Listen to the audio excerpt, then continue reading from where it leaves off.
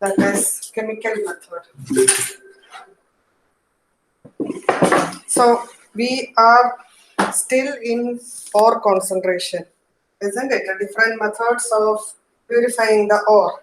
The next method is a chemical method. That means chemical equations will be there. And leaching, that is the name given.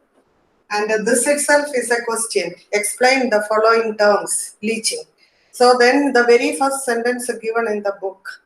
Leaching is used when the ore is soluble in a suitable solvent. That sentence you have to say. Okay. So the first method is leaching. Here you have to say that sentence. This leaching and all note is not required. I will tell. In the book itself you can write. Okay. You can underline and learn from the book itself. So leaching is used when the ore is soluble in a particular solvent. Okay, so two examples are given. One is purification of purification. One is a purification of bauxite ore.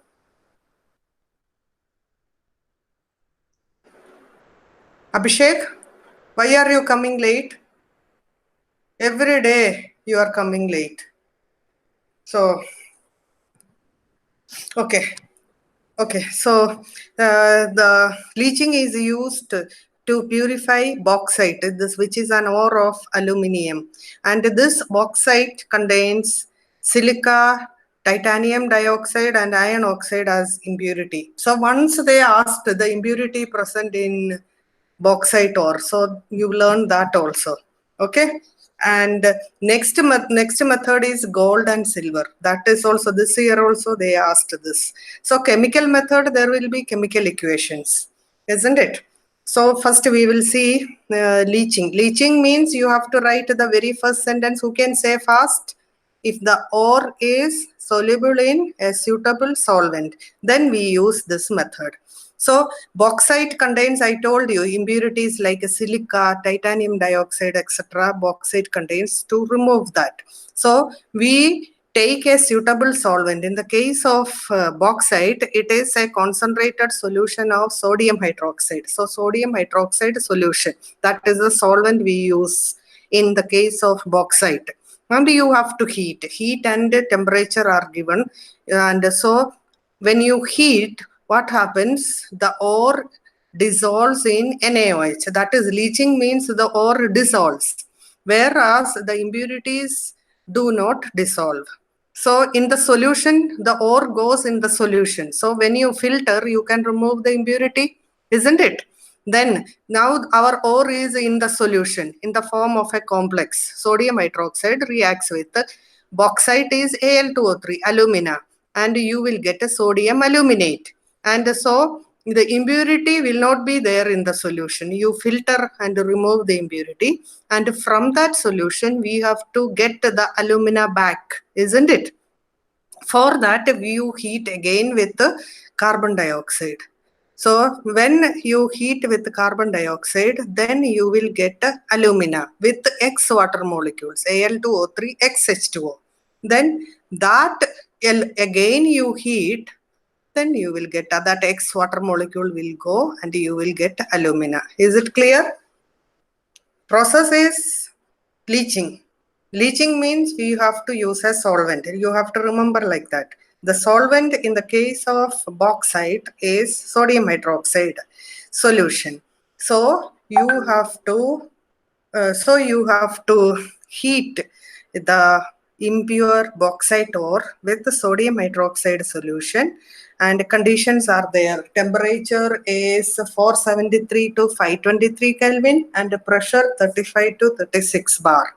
Okay, so when you finally heat, then you will get the sodium aluminate, NaAlOH 4 times, sodium aluminate.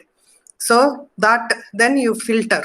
So you will get the solution of sodium aluminate that is neutralized with carbon dioxide by passing carbon dioxide.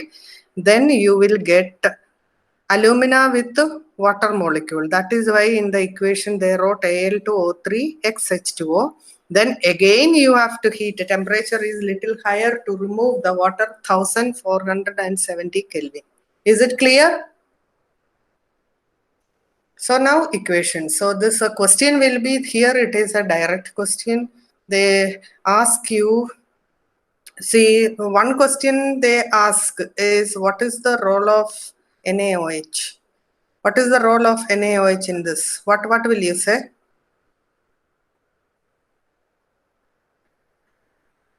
What is the role of NaOH if they ask in the purification of bauxite? What will you say?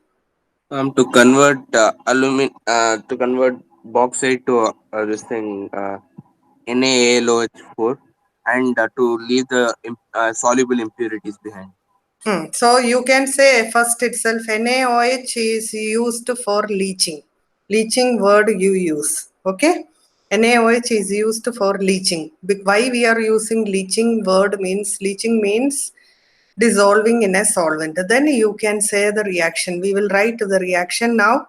The steps you no, not into aluminium. This is only the purification of ore. You will get the ore, not aluminium as the product.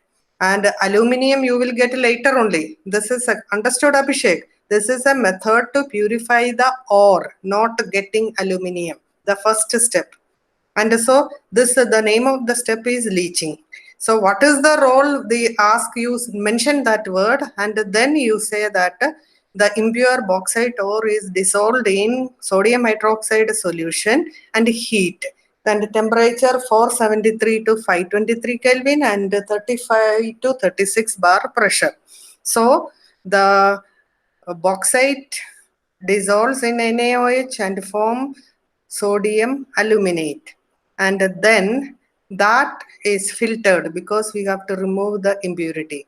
After filtering, you pass carbon dioxide. So you will get the Al2O3 aluminium oxide with X water molecule. That on heating to 1470 Kelvin, you will get pure bauxite. Clear? So now we will write the equation. So the impure bauxite, impure. The method is to purify that. That is heated with NaOH solution. So water is also there. NaAlOH 4 times. So now Al2, so 2 NaOH and water will be 3. Isn't it? So this is the first equation. All of you write. You have to say like that. It is impure bauxite ore. This is impure. This is heated with the sodium hydroxide solution. So water is also there. You will get a sodium aluminate. Sodium aluminate. And now sodium aluminate NaAlOH 4 times. You are passing carbon dioxide. So you will get Al2O3 XH2O plus byproduct is carbon dioxide, sodium bicarbonate. Okay, and Al2 means 2. So that is it.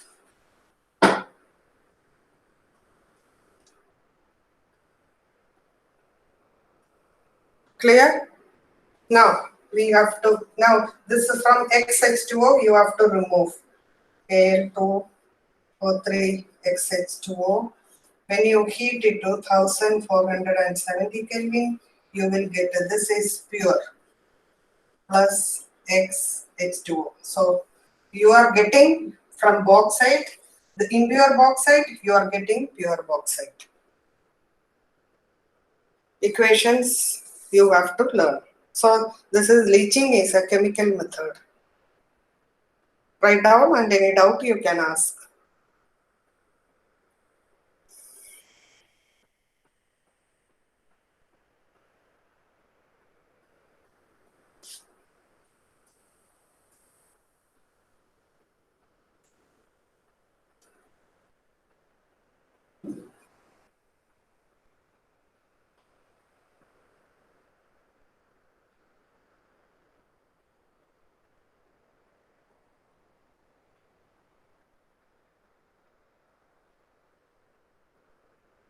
Done, children? And today itself learn. Okay? Ma'am, Ah, what? last could you Last, read last equation? It's a bit blur for me. it is Al2O3 XH2O. On heating, you will get Al2O3 plus XH2O. Okay? Thank you, ma'am.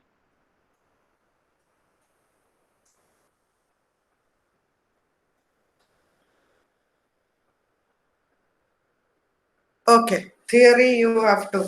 Here for leaching, Prashant? Leaching you want. Okay. So leaching is, so those who want to mark in the book, leaching first sentence. Leaching is used if the ore is soluble in a, say, in some suitable solvent. Now, the ore of bauxite, okay? And impurity you learn, I said, once they asked in the impurity. So first sentence, the bauxite contains silica, iron oxide and titanium oxide as impurity. And so you can say, you can write in simple words also. Impure bauxite ore is heated with concentrated solution of NaOH at 473 to 523 Kelvin and 35 to 36 bar. Okay, and the sodium aluminate is formed. You can say that Al2O3 is leached out as sodium aluminate, leaving the impurity behind. Okay, now write the equation. Then next sentence, the aluminate solution is neutralized by passing carbon dioxide. Hydrated alumina is precipitated. Okay, now write the equation. Then next sentence, you can say hydrated alumina is heated to give pure Al2O3. In simple sentences, you can write. Is that okay, Prashant? Same sentence. Why is there a small amount of freshly prepared why is there a small amount of this thing freshly prepared sample of hydrated Al2O3 is added? It's That saying in is this line. seeding. Seeding we say. That is to, if you add then precipitation to take place. It is precipitated as alumina, isn't it? Al2O3, XH2O. So then more will be precipitated. That is called the seeding. Little of that when you add means more precipitation will occur. Okay. Got it, ma'am. So we will go to Anand. Major ore for titanium. Major ore for titanium, ma'am. Titanium dioxide only. Okay. Okay, ores, the major ores they haven't given about titanium. Okay, so then we'll go to the next method. And the next method, very frequently asked question. And this method, this leaching, next is used for silver and gold.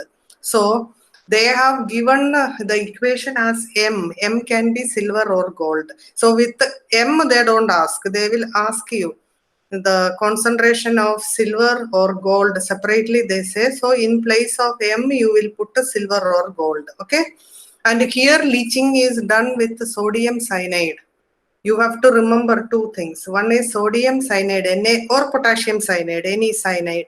Sodium cyanide solution in presence of air. So in the equation, NaCN and water plus oxygen. That oxygen you should not forget. Okay. So that is it. Leaching is done with NaCN. So you will get a complex. And so the silver or gold complex will be formed. And from that complex, here, last case from the complex, how we passed carbon dioxide. Here in this case, you add zinc. That is how you will get the metal. Here in gold and silver, the metal itself is used. Okay. So this way we prepare. So you will get the metals because they are not reactive. So you will get in the earth's crust as silver and gold. Ores are also there. But here in this method, we are using the metal. Okay. So I'm going to write the equation. Which one, Prashant? Here I just started only. Leaching, second method is gold and silver. So gold and silver, we use sodium cyanide solution in presence of air. That's it. So you will get a complex. And from the complex, we have to get back gold or silver. For that, we use zinc. Okay, now the reaction I will write.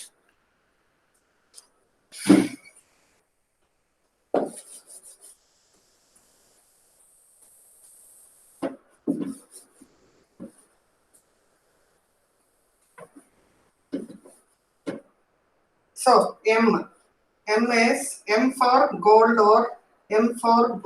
or silver. Okay. M plus sodium cyanide ionic form is cyanide plus water plus O2.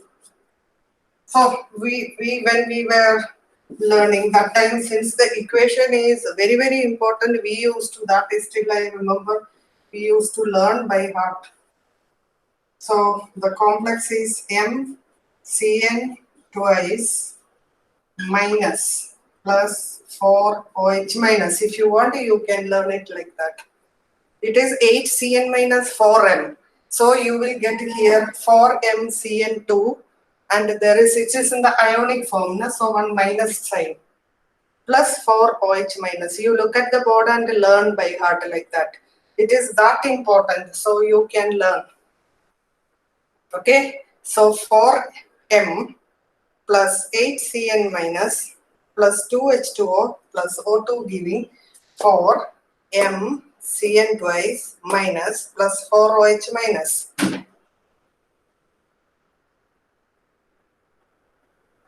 Write and learn, then we will write. Second is easy.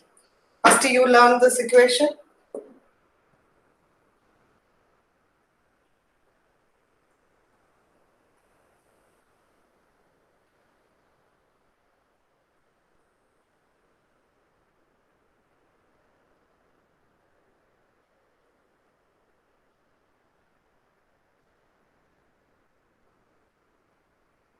Done, ma'am. Yeah. So now from this, M is silver or gold. So we need to get M back. So I am taking this complex MCN twice minus, I use zinc, isn't it? So when zinc will replace M. So in the complex, zinc will come. When zinc comes, Cn twice becomes Cn 4 times, charge becomes 2 minus, and M will come out. Okay, so since the 2 Cn 4 times, so it becomes 2M. That is it.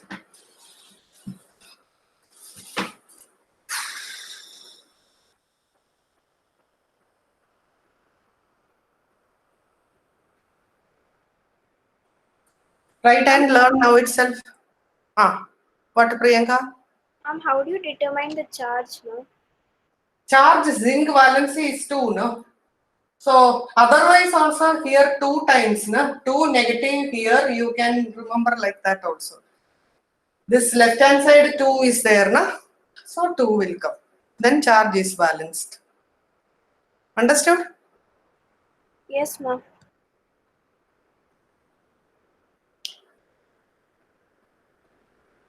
So all of you write 2-3 times and learn the equation, which is, this is a very important. And the second time you remember, Cn 2 times becomes Cn 4 times, charge becomes 2 minus, then it is easy.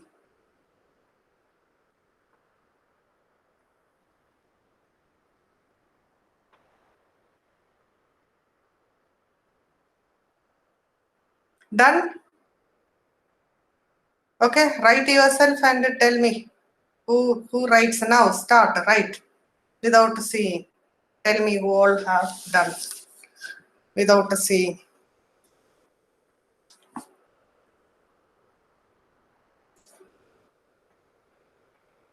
Okay, both, who can write? Some children have already, Prashant wrote. Good. So Both. This, how many have done this? Now, bauxite and this together, who will do first? Okay, without saying bauxite, that is their leaching agent is NaOH. And now for silver, instead of M, you should write Ag. Let me see who writes. Both.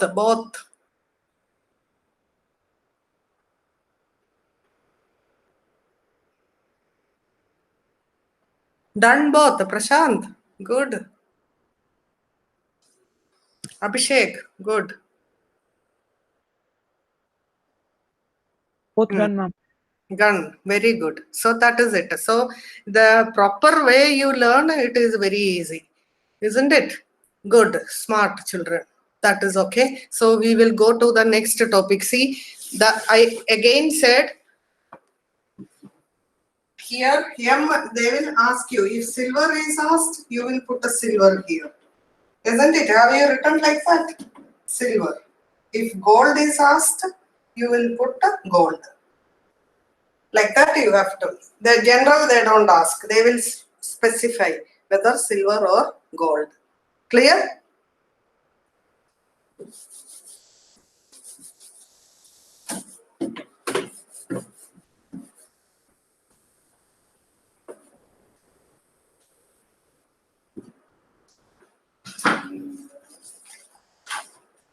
Okay.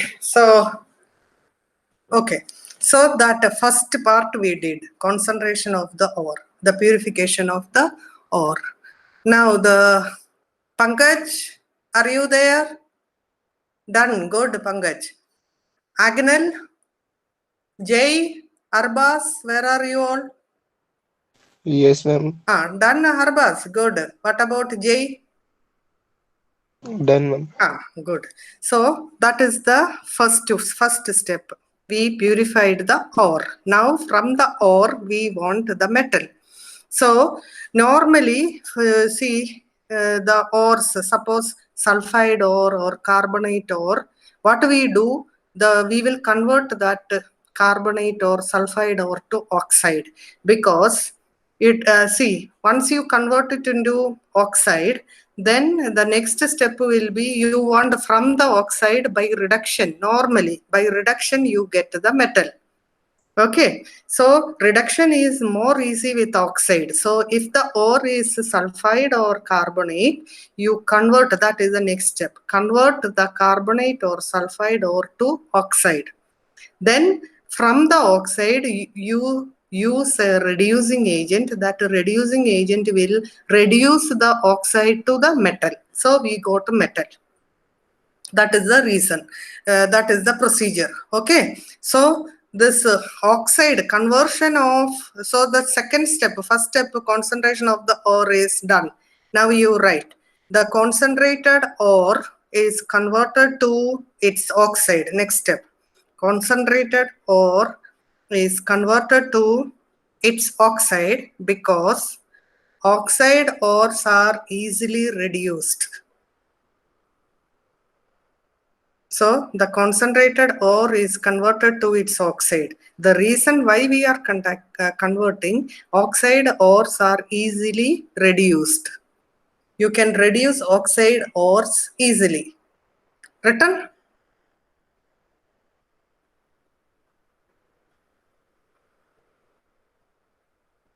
Now, next step, oxide ore is treated with a reducing agent to get the metal. Oxide ore is treated with a reducing agent to get the metal. Okay. Now, how do you convert a sulfide or a carbonate to an oxide? You learned in 10th. Tell me first. How do you convert? Roasting. If it is a sulfide, roasting. Calcination. And if it is a carbonate, calcination. So all of you know that, isn't it? I don't have to explain again.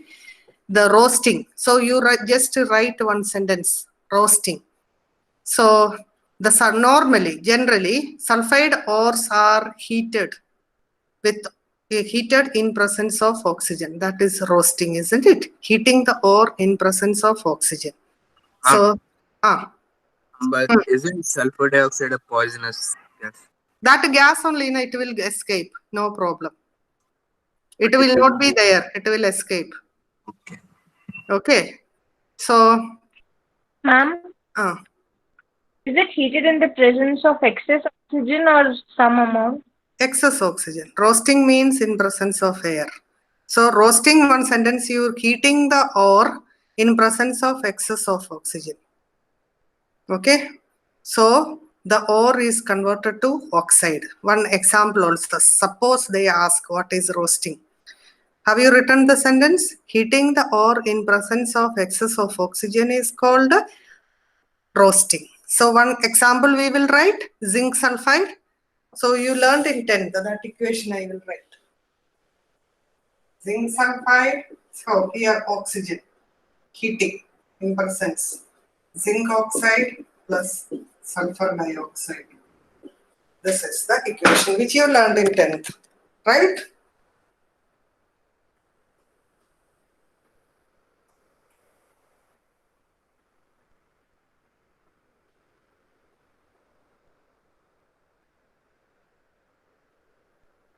Done? Done, ma'am. Now calcination, what will you write? Heating the ore in the absence of air. Calcination, heating the ore in the absence of air. So for calcination, we will take an example.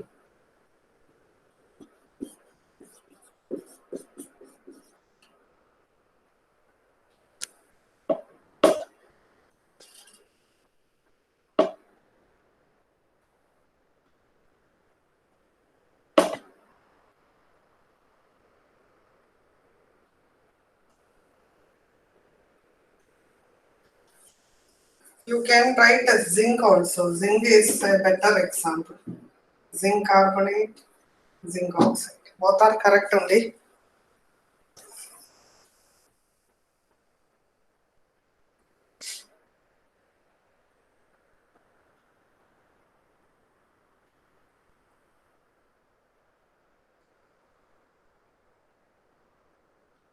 Okay, done.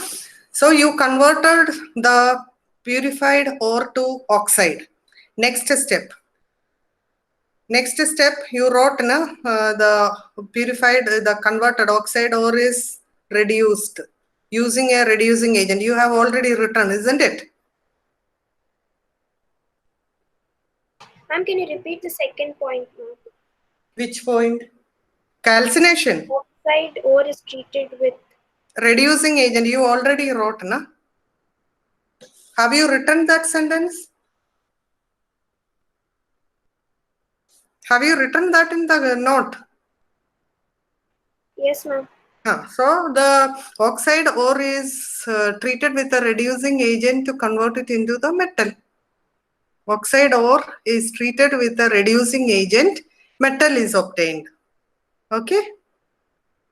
So the commonly used reducing agent, carbon, carbon monoxide, all these reducing agents we use to get metal from the oxide. Clear?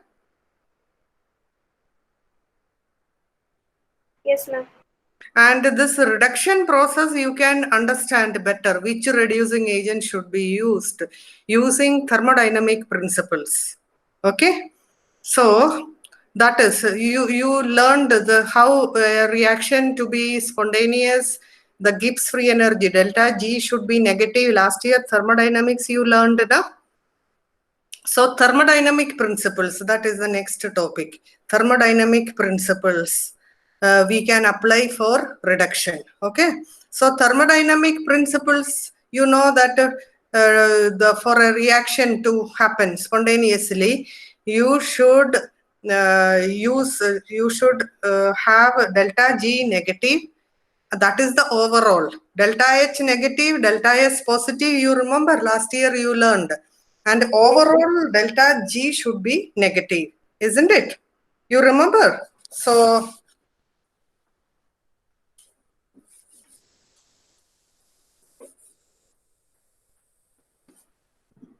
delta G is delta H minus T delta S. And so delta S should be positive, isn't it?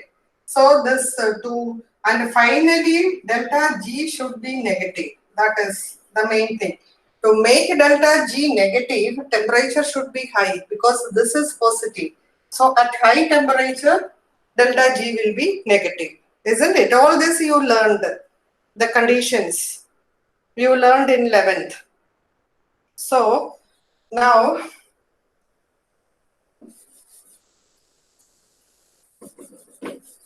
the next point is how to decide which reducing agent we use. There is a diagram, a Lincoln diagram. Okay, before that I will tell.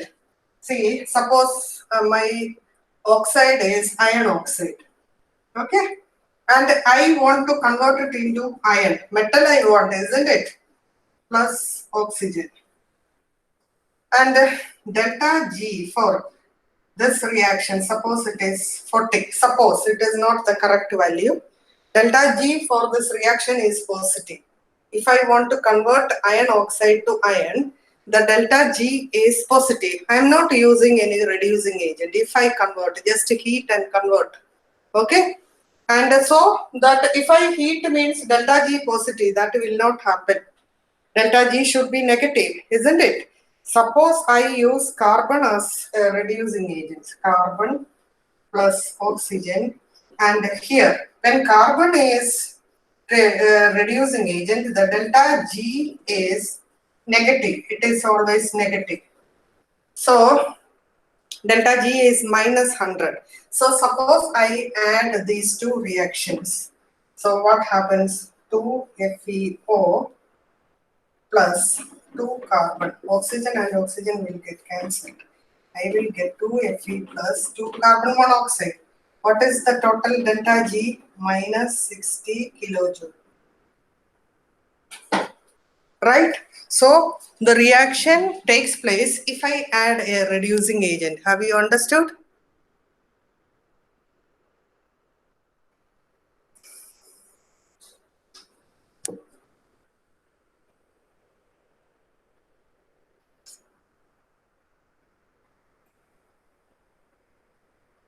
See, I have taken, I will explain again. You see the board. I have taken the example of iron oxide. Okay, suppose I don't use reducing agent. If I heat also, I should get iron and carbon monoxide, iron and oxygen, isn't it? Without reducing agent. Okay, but that reaction will not take place because the delta G is positive. If delta G is positive, that will not take place. Now, for that reason, that is how we come to know we have to use a reducing agent. Suppose I take a carbon, and so carbon, and here carbon, so carbon, if I take it as a reducing agent, that means so a reducing agent will get oxidized. That all this you learned in 11th. So carbon will react with oxygen and forms, that is how it is acting as a reducing agent, isn't it?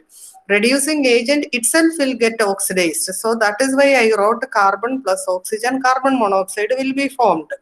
And that reaction is delta G is negative. So when you combine both reaction, you are getting a negative delta G, isn't it? That means when I combined and wrote 2FeO plus 2CO giving 2Fe plus 2CO. So the overall Gibbs free energy is negative. So that is how we are saying from the oxide we have to use a reducing agent to get to the metal. Now clear?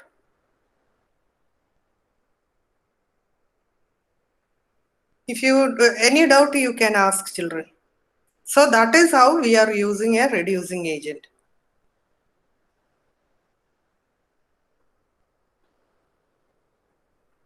All of you understood what I said? Yes, ma'am. Yes, ma'am. Okay, so end point, so in the book they have said that point only I am saying. But so here the role of reducing agent, see in page, next page. You can see after the box of a Lincoln diagram, that is the point. Okay. So what is the reducing agent? The role of reducing agent is to provide a delta G negative. and large enough to make the sum of delta G of the two reactions negative. Now understood? That is exactly the point which I mentioned on the board. Understood? Ma'am, can you show the board now?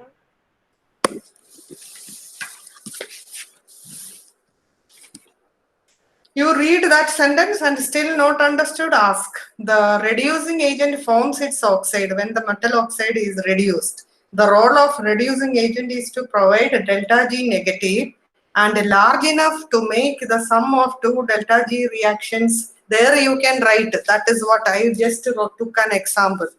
Anand, Vishnupriya and all understood? Varsha, where are you? Yes, ma'am. Got it. Okay, Yes, so yes. you just understand. So that is it. Now, a Lincoln diagram. Half an hour is there. Now, which reducing agent you have to use? That can be there is a person, a Lincoln. He made a graphical representation of Gibbs free energy with the temperature. A graph with the Gibbs free energy on the y-axis and temperature on the x-axis. Okay, so that is Ellingham diagram. So in that we take delta G along the y-axis and the temperature along the x-axis. And see in the diagram, when I draw, I will take delta G for, see the reaction is, Ma'am, ah, the more negative the Gibbs free energy is, the more faster the reaction. The faster yes, the reaction. yes. But if you see the graph, it is not, see, suppose it is FeO. So the graph, the delta G values, the graph is not for the decomposition of FeO. The graph is for the formation of the oxide. If you see, the reason I will say, see, the reducing agent will react with oxygen and form the oxide. So in the graph, he has taken the graph for formation of oxide. If you see the diagram, Ellingham diagram, you take all of you in the next page. All the graph are for, you can see that for copper, for Cu plus O2 giving 2 Cu2O. It is formation. But we don't want formation, we want the decomposition. So you see the delta G values, they are all negative. But I just now said that if you decompose, the values are positive. Now you understood. Here the values are negative because it is the formation. And opposite sign we have to take for decomposition. Then it will be positive. That is why we are taking the reducing agent. Have you understood the point which I said? Yes, ma'am. Clear, ma'am. Other children? So in the Ellingham diagram, what he did, he took delta G along the y-axis and temperature along the x-axis, and he drew for oxide formation of the metal. Okay, and the reducing agent. So both are forming the oxide. Okay, so I just draw on another board the diagram and I will show. Or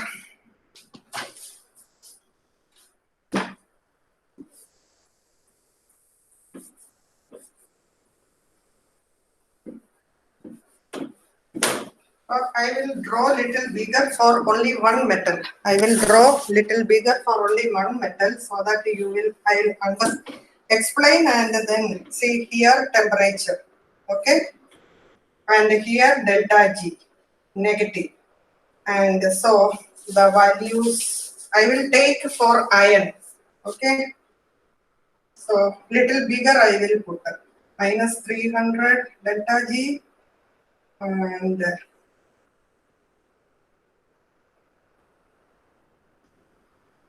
minus 400.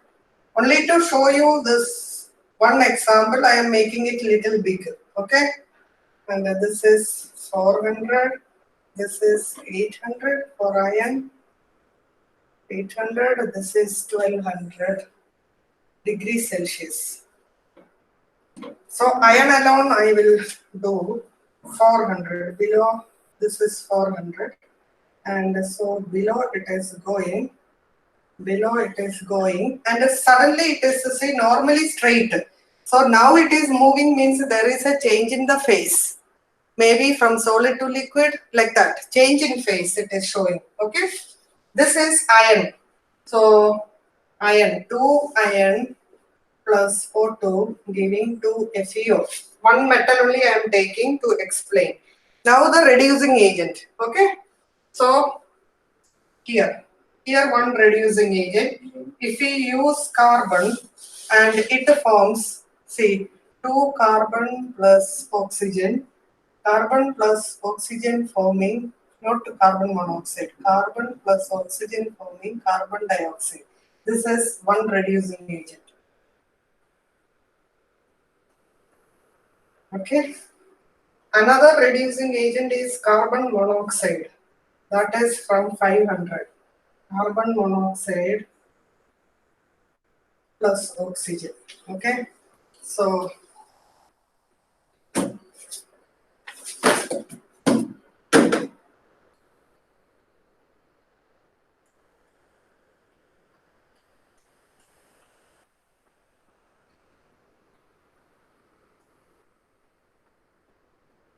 this is one reducing agent. One more reducing agent is there. Carbon plus oxygen forming carbon monoxide. That is above 300. Okay.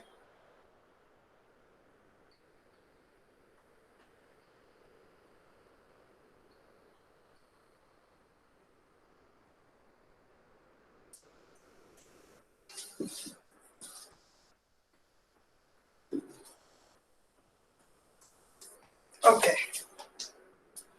Now look here. So choice of reducing agent. One metal I drew from the Hellingham diagram. So this is our metal, iron. This is the line. Okay. How to get the choice of reducing agent? You will see that if the reducing agent, the reducing agent below the curve. This is our curve, isn't it? So below, so the carbon monoxide can be used. Till this much temperature, till this temperature, we can use lower temperature, we can use carbon monoxide. Have you understood? The curve should be below. This is our main curve, iron curve. The reducing agent should be below that. Understood? So carbon monoxide at a lower temperature, it is coming below. Higher temperature, it is above, not possible. So lower temperature, carbon monoxide is below this. So this carbon monoxide can be used. Higher temperature, see this carbon. This is our curve. From this here, this area means from here onwards, higher temperature, we can use carbon. Have you understood?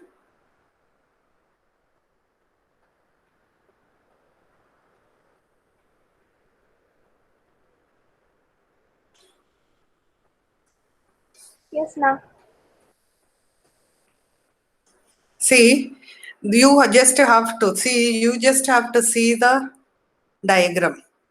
Okay, so if the reducing agent is below that metal graph, then that you can see that the different temperature, it is going up, this carbon monoxide.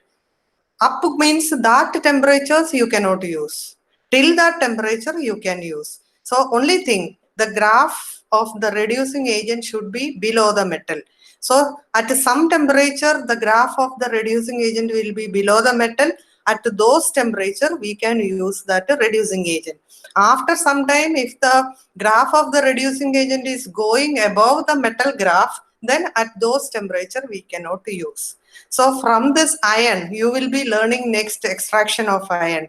At a lower temperature, carbon monoxide is used as the reducing agent. At a higher temperature, carbon is used as the reducing agent. That is the point. Have you understood?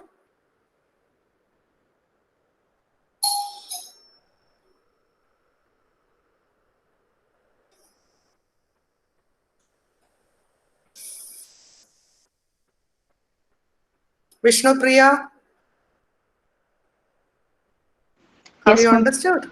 You just have to, any doubt? No, ma'am. Okay, so you just have to see the graph and see the temperature. At whatever temperature the graph of the reducing agent is below the graph of the metal, we can use. So both things should be there, the temperature and the Gibbs free energy. Okay. So you don't have to learn the diagram by heart. They will give you, the question will be, they may give you the graph and ask you to identify. More than that, they will give the delta G value.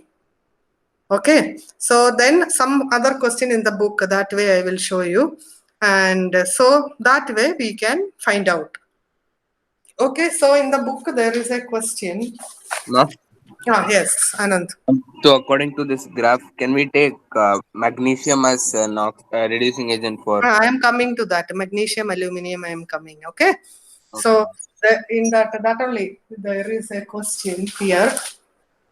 Suggest a condition under which magnesium could reduce alumina. So I have drawn in another board.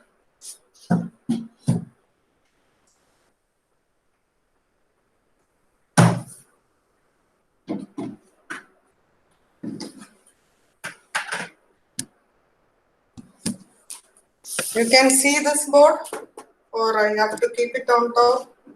Can you see, children? The full diagram I drew. Can you see? Too small. Not able to. Now? Yes, ma'am. You can see this? Now it's fine. Yes, ma'am. So Yes, ma'am. here, this is aluminium, this one, isn't it? This one is aluminium. And you see that till this temperature, magnesium is down. Isn't it? Till this temperature. After this, it is going above. Right? So till this temperature, we can use magnesium to reduce alumina. Okay? And above that temperature, you can see that aluminium can be used for reducing magnesium. You agree with me? See, till this temperature, magnesium is down. Isn't it? That means alumina can be reduced using magnesium till this temperature. And above that temperature, we can use, above this, then aluminium is coming down. Magnesium is going up. So we can use aluminium for reducing magnesium. Understood? So that is the question. Here they are saying, suggest a condition under which magnesium could reduce alumina. What is the condition? Suggest a condition in which magnesium could reduce alumina at a lower temperature, isn't it? So that is it. So both can be used. That way also question can be. So both can be used. So at a lower temperature, magnesium can be used for reducing alumina. At a higher temperature, aluminium can be used for reducing magnesium. Correct? And if you see this, copper is above of all. And so copper you can reduce using any reducing agent, isn't it? Because all these reducing agents are below copper curve. This is copper. And similarly, zinc, see, lower temperature. Yes. And so magnesium will be the best reducing agent for copper. Magnesium, for magnesium at a higher temperature, see, this is a higher temperature, no? Aluminium can be used. That means you have to increase the temperature. Then only aluminium, if you put, you can get magnesium. Understood? So you just refer the diagram, you will get an idea. And zinc is another one. You have extraction of zinc. So you see zinc diagram. Okay. So zinc also you can use. Zinc is here. You can use carbon at a higher temperature, isn't it? See, zinc, carbon monoxide and all above. After this only, carbon curve is down. Right? So, zinc, when you learn, you have to heat very high temperature. You have to heat with the carbon, then only you will get zinc. Is it okay? You can ask any doubt. This is the concept.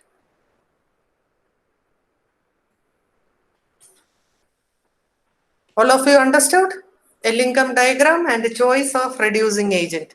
So you can choose a reducing agent, refer the diagram, choose a reducing agent, and then that reducing agent, when you sometimes you have to heat, temperature also you will get above that temperature only sometimes the reducing agent will give, isn't it? So that is how you will choose the reducing agent. Okay. So this question 6.2, although thermodynamically feasible, magnesium metal is not used for, here Amita asked, why magnesium metal? It is, according to the diagram, magnesium metal can be used, but it is not used in the reduction of alumina in the metallurgy because the process is uneconomical. That is why. It is possible theoretically, but the process is uneconomical. Okay, Anand. Now, next one. Next question is a board question. Now here it is general only. From that note, you just have to understand. I told you to the role of reducing agent, that much only. Then they will either give you the delta G value. Suppose the delta G value of the reducing agent and metal will be given. And they ask you whether the reduction is possible by this reducing agent. So how do you find out if delta G value of the reducing agent is more negative? Then reduction is possible. That way only questions will come. Okay. Okay. So third question. Why is the reduction of metal oxide easier if the metal formed is in the liquid state? This is a board question. Because see, if the metal is in the liquid state, entropy will be positive, isn't it? That is the reason. Delta S will be more positive. That is a favorable condition, isn't it? So if delta S is more positive, that is why the reduction is easier if the metal is in the liquid state. Understood? It is 6.3. I was reading 6.1, 2 and 3. No, carbon can be used. Carbon is the most common. You have to follow the diagram. You have to refer the diagram. Every case, carbon cannot be used at all the temperatures. If the curve of the metal, the reducing agent is below, then it can be used. That is why we choose the reducing agent using a Lingam diagram. Saurav, clear? Is it okay, Saurav? Any other doubt? It is intersecting all oxides. Where, Saurav? See, here, in this case, the carbon curve, yes. So, at those temperatures, if it is intersecting, see, for copper, anyway, carbon and carbon monoxide are all down. And other metals, where it is intersecting, in the case of aluminium and all, it is very, very high temperature, isn't it? So if the curve of carbon is below that, then possible at those temperatures. Clear? Okay. Any other doubt, children?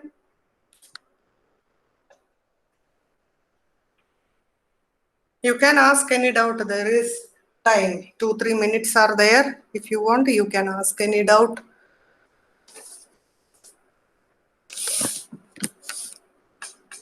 And so learn this, and tomorrow we will learn the extraction. It is not coming. Tomorrow we will learn extraction of iron.